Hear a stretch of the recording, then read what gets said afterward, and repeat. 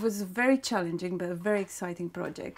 The first challenge is doing it for a Mexican and for a UK audience. In Mexico, I think I will have an audience that will be much more familiar with the culture and some images, which I then have to, in the UK, make more obvious or present in a different way, I believe, because they wouldn't have the charge of the associations and the images that they would bring back to mind in Mexico. Some designs are inspired from the Mexican Day of the Dead decorations.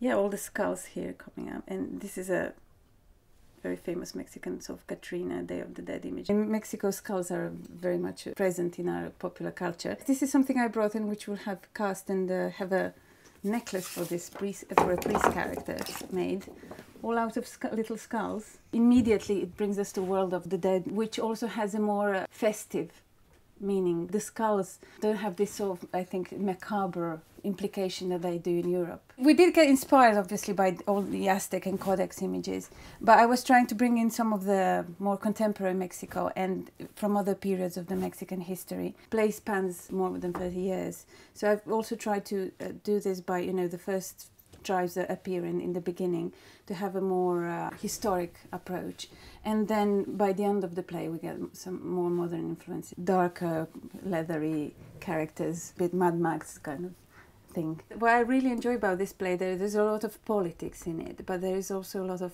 love, hate, jealousy, intimate stories into this very strong political epic story. For me, design is, first it's a gathering process and research, and then it's really elimination. And I do find that very difficult because you sort of really fall in love with some of these images and some of these designs, and then start focusing on really what's helping the characters and helping to tell the story.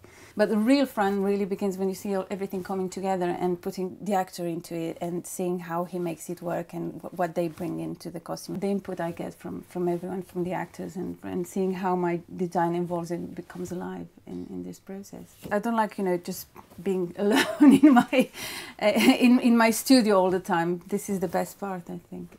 Yeah, on the drawing board it's so easy, and I can put 10 kilos into someone's headdress, and on the drawing they won't complain, they won't have problems about it.